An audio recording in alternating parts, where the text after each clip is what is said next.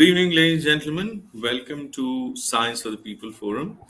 We are organizing this series of talks on the pressing issues of the hour, not only reflecting on our past, but looking ahead in future.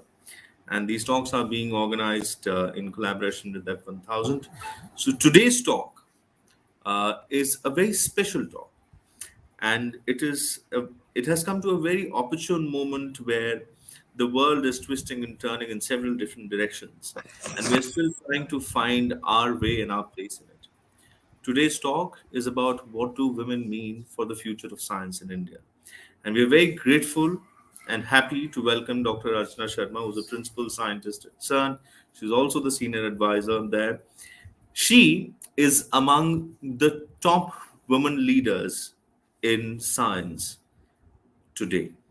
She is among the top people who actually have made difference in lives of people and in science. And on the other side, we have Diksha Avasthi, who is representing F1000 today. She's an assistant manager and of business liaison for F1000, which is part of the Taylor and Francis Group. And prior to F1000, Diksha has worked in education sector, and she was a Fulbright fellow at the University of Utah. We have Pranav Dwivedi, who is also representing the Science for the People Forum, and he's an analyst and an advisor to the organization. So, thank you so much, Dr. Sharma, for agreeing to deliver this talk at this opportune hour. Thank you, Diksha, for joining in. I would like to ask you for the starters, and then Diksha will take over. Is Ma'am, as a woman scientist working in the field of mega science projects, and as we know that mega science has taken up a huge space in the global posture of science as of today. So, as a woman scientist who's working in the field of mega science projects, what do you think about the power structure of science across the world? First of all, thank you very much for this opportunity to be here with you all and your concern for how gender equality needs to be seen and that science should be democratized. And also, thank you very much for the generous introduction. I don't think that I have done anything special. It's just about converting my opportunities and really leveraging them without the hitch that I will be ridiculed and so on. So I think gender equality as such has been the bone of contention in the last few decades. That said, women as such are grossly underrepresented in science, technology, and engineering. There are so few of us, and if anybody dons a helmet and wears a blue suit to be working on the field, they are really ridiculed. I remember my days in the Delhi University when I was studying particle physics.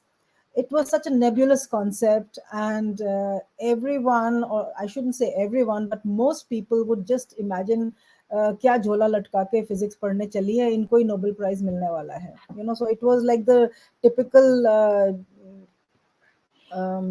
actively discouraging attitudes. However, I'm very fortunate that I've had these opportunities and mega science projects that are really very, very high budget global experiments involving thousands of scientists that have made a big difference in fundamental breakthroughs in science. These projects actually attempt to answer some of the most basic questions that you all have and we have had as children, as to how was the universe made, how was it born, what led to the formation of stars and galaxies, and all these curiosity driven questions result in rewards that we reap in terms of technological innovations that improve the quality of the life of our citizens. Take the example of COVID for that matter. It came as a bolt from the blue, giving us a wake-up call that science does not sit in a lab, or it's not hidden inside a drawer. And we should not do it either. We should take it out and take this opportunity in a very topical manner. Imagine creating vaccines and managing them globally with all the science and the infrastructure and the software innovations, everything together was made all this possible, that we could actually fight COVID over the last 2 years of the pandemic. Hence, you can easily derive that the need for pursuit of science really arises from the dire curiosity. Whether it's a man or a woman, we have to wonder, we have to deliberate, we have to learn, and then question and have the desire to find satisfactory answers. And scientific studies that are born out of this innate curiosity of the human mind results in these breakthroughs, which has been going on through the years for times immemorial. But when you look at the list of the leadership, and when you look at how the results and the major breakthroughs are reported, they predominantly refer to the males of the society. Hence, I can easily conclude that we forget and we dilute the contributions of the very few women in this vast field of science and technology, who really need to be given their due and bring them to the fore in such a way that we can be extremely inclusive in the future. Thank you so much, Dr. Archana Sharma, for this insightful answer. And I think you're absolutely right in the sense that women have been ridiculed, especially in the field of science, because we have been working in our silos. And because of this very nature of working in the silos, people have kind of ostracized us from the society that we are truly a part of. And there needs to be a conversation. There needs to be a conversation with the people like you who have achieved tremendously in the field of science and technology to sensitize young women like us, to sensitize people, school children, women, and kind of support them and make them understand that this is a great field out there and people should talk about it and appreciate women for what they're doing. So thank you so much for your answer. I do have a couple of more questions for you, and I believe that our audience would love to have your insight on the same. My next question for you, ma'am, is that if I would like for you to talk about the future and what do you think the future holds for India as a scientific nation? Well, for the future, I think we really need to examine the past. For people who've grown up without the internet, like me, we have seen the world change at an enormous pace. In fact, it's an accelerating pace. So we need to understand and mitigate the risks for the future decades, so that, because the risks are of greater inequality than at any previous time in history. The new technologies that are changing the landscape, seeing the intersect of women and science in India. So we absolutely need to fix the leaky pipeline. First of all, to imagine that the pipeline exists. Where are the Mary Curies of India? We need to bring them out from their silos, like you rightly said. And we must harness modern technology to the betterment of our citizens. And this, in fact, is our scientific social responsibility. So, you and I, being women, we can and we must empower, first of all, ourselves by choosing a career in science, whichever way it could be. It could be a communicator, it could be a historian, it could be a researcher, it could be anything, education, and so on, because science itself is a great redeemer. And we have to ensure that men understand the need to be compassionate and supportive as well, because the checks and balances have to come from inside, in the home, in the house, not from outside. And the moment we start expecting excellence from women, women can be outstanding. That's how we should look at women, and not that, oh, she can also be a director. I mean, look at our Director General at CERN. She has paved the path for so many other women to be expected to be excellent and outstanding. And we need to do the same, paving the path for women in careers like STEM, science, engineering, to have the confidence in themselves. That's the bigger challenge and hurdle that we need to overcome. Absolutely. Thank you so much, ma'am. I truly, truly believe that we need to enable and empower women, of our time so that as you rightly said, so that they can get out of their silos and achieve so much in life. And there's so much potential out there, so much untapped potential, that role models like when you talk about it with these talks that we are giving out here, I think they are also enabling the women to think about the potential that they have and actually use that. So that's a great answer. Thank you so much. My next question for you is, do you think we need an exhorted campaign to ensure the checks and balances are working to encourage women in science? In my humble opinion, I think that a public dashboard of sorts, for example, everyone is sensitized across the board in science and academia or industry, outreach, and so on, that would really help. Let's speak of a campaign 25% by 2025, leaping up to 47% by 2047. This would be an amazing target to work towards, giving equal opportunities, empowering women, and women need to know their capabilities, which is that they have to discover. Many times they really need to discover this, and this happens by chance. A little nudge is all that's needed. And I think that once they know that there's no limitation to who they can, what they can be, and who they can be and what they can do. And this is really not about an ability issue. It's more a perception issue. So encouraging women to engage in STEM, mega science, technology, they bring a lot to the table, especially when it comes to strategic research and innovation on issues that are of global importance, for example, sustained development goals. And women really want to give meaning to their lives. I mean, everyone strives to do something. Sitting out of the country, I'm bleeding for my country to be able to give back whatever little I can. So that's another scale of thinking in terms of a woman. At my level, which is that I am at a career which is sort of mature. But people who are young, they need to be encouraged. They need to be picked, and they need to be shown, because you cannot dream if you can't see the possibilities. So these endless possibilities that come along by studying STEM and engaging in mega science projects and technologies really need to be made more visible and connect them to the sustained development goals in our country.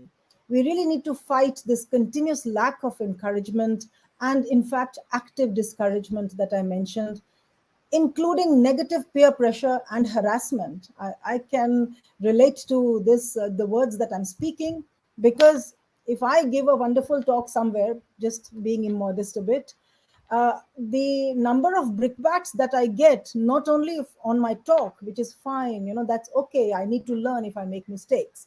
But by being dressed, or my expression and so on, I think men don't really have to face that. So we need, and in India, I'm happy to see this change. It's a little nudge, but we're at a cusp where this average middle class girl can dream.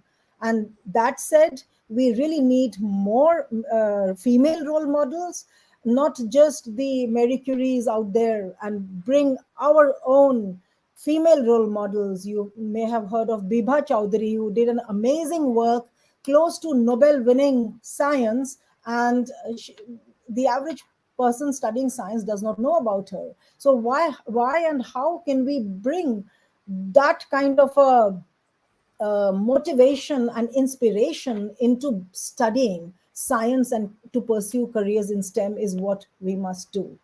So we need to change this typical drawing of a scientist when asked in a painting class for young children. They draw a white spectacled man in a lab coat. So what we want to do, that we need to have this portrayal of scientists even in movies and television shows where it's mainly men. We need to bring that wow factor with women. Once again, you can't be what you can't see. So you need to bring the on the table, on the discussion table, on the policy table, everywhere, we need to bring a woman scientist as equal as possible, as mentoring as possible to the younger generation. Absolutely. That is such an inspired answer. And I think I truly resonate with the fact that we need to have role models, who enable, empower, and inspire the future of tomorrow, which is women. Future is female. So I think that's absolutely right, ma'am. Thank you so much for that answer. Just a last question that I have for you. So, what do you think about women in science in India 75 years from today, which is a long time, but we would love to have your insights. Yeah, if you asked me 30 years ago, what are you going to do after in 30 years, I can very well tell you that I had zero answer. Simply because I could not imagine, could not dream, did not have the wherewithal, did not have the knowledge, and lacked the confidence. So I think it's extremely important to imagine and dream together. My life moved because I saw a few things, and it was really like a straw floating in an ocean. I saw some things out there which enticed me into working in the field where I am, and that was such a small, let's say, indicator. So if we bring it out there, like you said, democratization of science and open access to all science and technology, be it mega science or be it industrial applications, be it R&D and D, and so on. So the science really is all about placing a higher value on careers for women. And we really need to put this into practice rather than speaking about it. So how can we put it into practice? We need to link STEM education with the sustained development goals in the classroom, in the impressionable minds in the classroom, where we can emphasize collaboration and problem solving. In general, I have seen in my own field, women do exceedingly well. And I'm so proud to tell you that in my teams and in my experiment, uh, there are women who exceed men by, Six Sigma. So even coming from India, I know, but I say even because, we do not have the same uh, facilitation, but women are exceeding. All said and done, there is still underrepresentation of women. And why does it still matter? It's extremely important to have diverse teams. And this is already researched and documented, that when individuals from different genders and backgrounds, they come together, they bring different perspectives that can really lead to innovations. And we cannot not afford to have all hands on deck.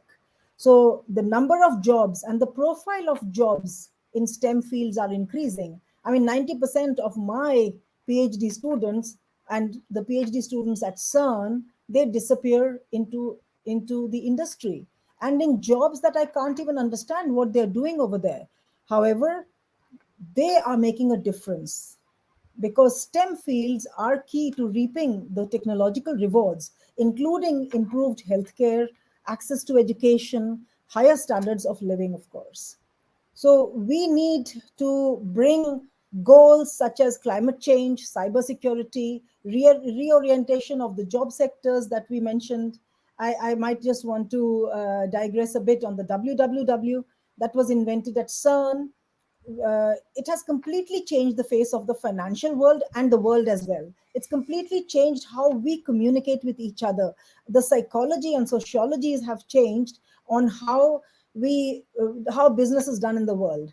And it is absolutely imperative that women reap these benefits, and they are involved. They own finding the solutions and the solutions themselves. So here is a dream for us, for all of us, in fact. Imagine in India, we have 50 lakh cancer patients at any point of time, with 17.3 lakh new patients that are added every year. So imagine a world, you said 75 years from today. So imagine a world which is cancer free, and that India has led this movement. And how can that be possible? It can be possible by understanding the problem, by looking at how technology can actually help in earlier diagnosis, in the survival rates, in reducing the quality, the time between the decision making to the treatments that are given. And data quality is actually most important, because you need to make decisions based on data, and these things are absolutely not being addressed at the moment. In fact, a lot in the world too. Nevertheless, we are behind by 15-20 years. So if we take 10 years to catch up, and then another 10-20 years to really make in India and go further, I think that we really have a plan here.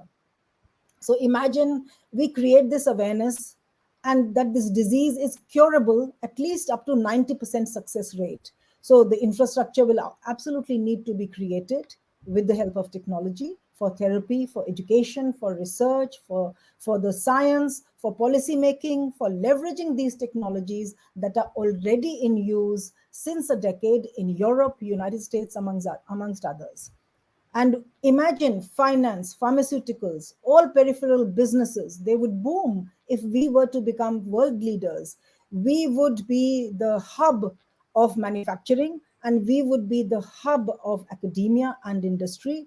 We would be the hub of medical tourism. And of course, nothing is stopping us to be world leaders in this space. So let's just do it then, right? And to the women, I would say we have to assume responsibility. Nobody's going to come and give it to you. You need to commit and then to deliver. And of course, let your work speak, and that will automatically erase the biases. Thank you. Absolutely. Thank you so much, ma'am. That was such an inspiring answer. And we need to strive for a better future. And I'm also willing to dream of a future with equity and equality for all of us. And I think even professional and personal equity and equality. As you rightly mentioned, there are so many gaps that need to be filled. And if I could imagine India cancer free 75 years from now, I think we all of us can imagine a world which is, stabilized on equity and equality.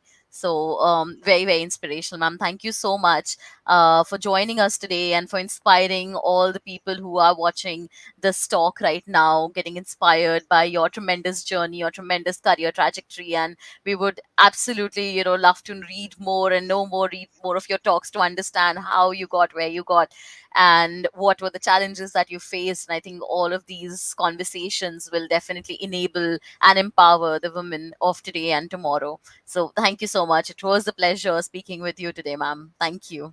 Thank you to all of you for having me. And it's been a pleasure interacting with you. All the best. Thank you. Thank you so much, ma'am. Just to carry forward the conversation that Dr. Archana Sharma left us with, talking about innovation and democratizing of science, I would like to now draw all our attention to F1000, for which I would request Pranav to kindly share the slides. I have a quick slides that I would love to go through. Thank you so much, Pranav. So today, I think the slides are gone again. Can you just... Wonderful. Thank you. So after an exhilarating conversation by Dr. Archana Sharma, the points that she raised about science and democratizing science and enabling knowledge sharing out there, this is something that I would love to talk about with respect to F1000, whose motto, as you could see on your screen, is to empower researchers to advance knowledge and to engage society. So just continuing with what Dr. Archana Sharma talked about, the importance of open access as well and open science. I would like to introduce F1000 Research, which is the world's first open research publishing platform launched in 2013 by the F1000 company, with a goal to rethink the scholarly communication system. Now, we wanted to speed up the sharing of research, improve transparency and reproducibility, as well as reducing traditional barriers to publishing. F1000 was then acquired by Taylor and Francis Group in 2020 in order to expand the reach of this open research publishing platform to more communities. Moving on, I would like to draw your attention on F1000 research in more detail. If you could change the slide. Thank you. So F1000 is the world's first open research publishing platform, and this is something which would be very useful to the researchers who have joined us today, especially early career researchers who are looking forward to sharing their article, to sharing their research out in the open to the researcher community. So this is a great place, a great mega journal for you to do so. So we have a track record in health and biomedical sciences publishing, and the platform also publishes content reporting basic scientific, scholarly, translational, and clinical research across the physical and life sciences, as well as in engineering, medicine, social sciences, and the humanities. Now, when we say a range of research outputs, we also mean traditional research articles, but also a wide array of other content, including data notes, method articles, software tools, all of which can help researchers publish their work more openly. And we also encourage the publication of non results and reproducibility studies, as contextually these can also be of use to the wider research community. So the emphasis here is that people take control of their own research, which makes our model extremely author led. And our publishing model is also designed to address a number of key areas in publishing, with the core aims of open access publishing, of sharing and dissemination of knowledge, of sharing article versioning options that we have on our screen. Um, in the next slide that I will show you. If you can move to the next slide, Pranav. Thank you. So, as I was talking about, the vision and mission of F1000 is to empower researchers through a publishing model by giving authors and reviewers greater credit and visibility, and increasing collaboration between them, and to advance knowledge by offering a variety of article types to ensure that all research can be published and not simply traditional research articles, and also to engage society by rapidly publishing research and making it open and usable for everybody. We can move on to the next slide.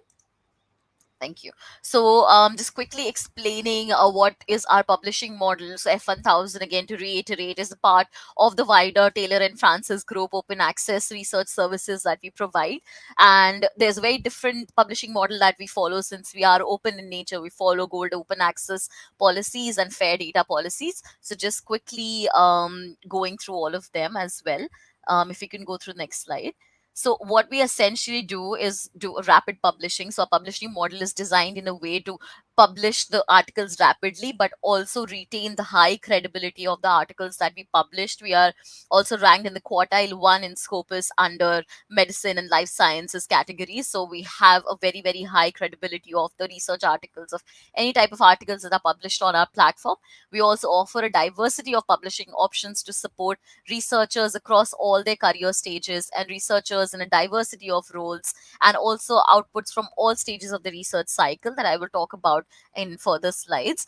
We also maximize potential for use, reuse, and impact of the research by being open in nature and following the fair data policy, which is findable, accessible, interoperable, and reusable data policy. And we also maximize discoverability by encouraging collaborations within the researcher community. If you can go to the next slide. Thank you. So, a very, very important thing is how we function, what our publishing model looks like. So, we refer to our publishing model as beyond open access. Now, that's because open access is the foundation block and the end point, and anything we publish will have a creative CC BY license, which means that it's openly accessible to all. But when we say that we are beyond this, we really want to open up as much of the publishing and research process we can, with the core aim of maximizing the use and potential of the research. Now, the publishing model that I will detail here applies to any peer reviewed article submitted to our portal. Whenever a paper is submitted to F1000 research, it is checked by our in-house editorial team for suitability and eligibility. Pranav, can you go to the previous slide? Yes, this is the one that I'm talking about. Apologies for that. So, assuming the article has passed these criteria, it is sent to our typesetters and can be published online in as little as 2 weeks. Now, at this point, the paper is published but not yet peer reviewed. Now, this is one way that we differ from traditional journals, which typically do peer review and then publish. Now, we reverse this. The published article is clearly marked as awaiting peer review, as you can see on your screen, but it will already be assigned a DOI, is immediately available to the wider community to be read and cited, and is indexed to the Google Scholar. Now, upon publication, the peer review stage is initiated. This process is led by the authors, so they propose reviewers or can seek reviewers suggested by our system as long as they meet our criteria. Now, our editorial team also ensures that there are no conflicts of interest between the authors and the reviewers, and any reviewer report that we receive are published online alongside the reviewers' names and affiliations. Now, because the article has already been published, the reviewers are asked to only focus on technical aspects and soundness of the paper rather than any subjective assessment.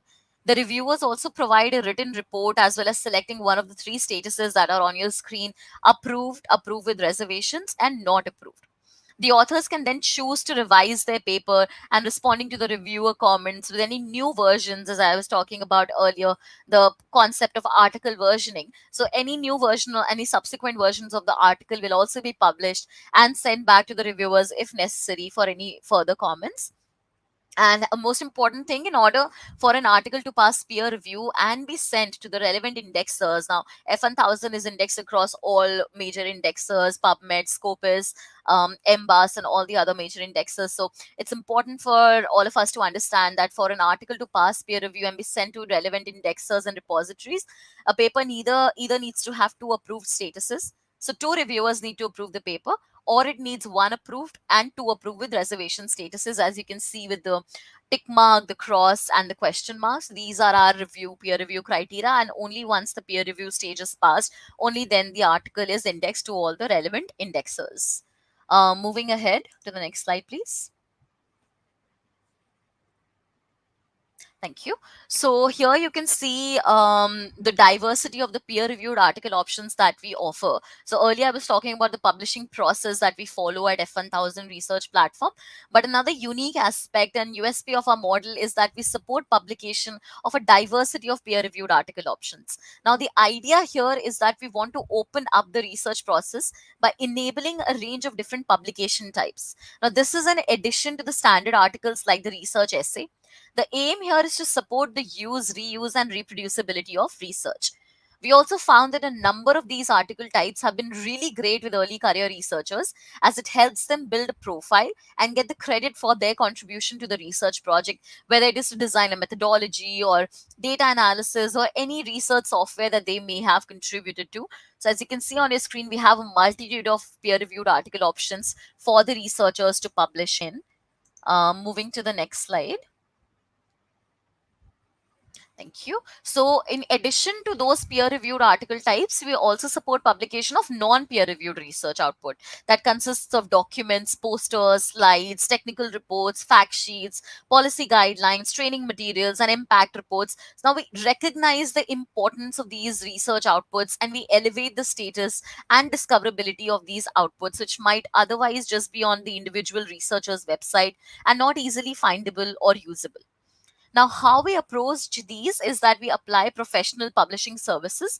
We won't put them for peer review, but they will be published with an open access license. They will have a DOI so that they are citable, and they also have the same article usage metrics as any peer reviewed article. So you can see the number of download citations and share it with your research community. They will also have a commenting functionality like the peer reviewed articles do. And this is very much in line with DORA, for example, which focuses on shifting to a more holistic view of research outputs, which is essentially what we are trying to do as well. Moving on to the next slide, please. Thank you. So here on your screen, you can see that the articles published on F1000 Research provide these article level metrics to track its reception in the research community. Again, this is very important so you can analyze how much outreach your article has actually done. So here you can see that on F1000 Research, how many views are there? More than 5,000 views and more than 600 downloads. And it's also indexed in all the major indexers. And PubMed, you can see that more than 18,000 views and more than 1,000 downloads. So these are various levels of article metrics that our platform provides and are very easily accessible to anyone who is viewing the research, since it's an open access model. Moving on to the next slide. So here, just to highlight some of the key elements of F1000 publishing model that I was talking about initially, we offer rapid publication of articles and post-publication peer review process, which is essentially open in nature and transparent and invited, as mentioned on the next point. And we offer a diverse article options to support all parts of the research journey, as I had previously talked about. We also offer fair data. We subscribe by the fair data policy, which essentially means that we want to have the data as open as possible and as closed as necessary, We also offer article versioning and support the dissemination of research. Now, here, as Dr. Archana Sharma was talking about democratizing science and research, and we very much support the idea of knowledge dissemination based on the soundness of science and maximizing the potential for use and reuse of research, is essentially what our vision also entails. Moving ahead to the second part of the presentation.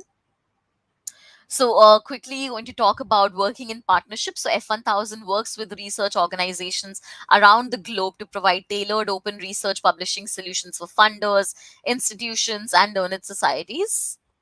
If I could move to the next slide and the next slide. Thank you. So here is a snapshot of some of our partners that we are currently working with. So we are partnered with the European Commission, with Bill and Melinda Gates Foundation, Emerald Publishing, Wellcome Trust. We also have a gateway with the Manipal Academy of Higher Education and many such other organizations, societies, and funders that are associated with us to disseminate knowledge, who support open access and open science movement that are part of. If we can move to the next example. Thank you. Just the next slide. Great. Thank you. So we have two options in which we collaborate with institutions and partner with universities as well. So the first option is a gateway, as you can see on your screen. So essentially what a gateway is a content hub on F1000 research. It's a way to link together articles on our existing platform. So here you can see an example of the International Decision Support Initiative Gateway, which is hosted on F1000 research. That is one of the options that we offer.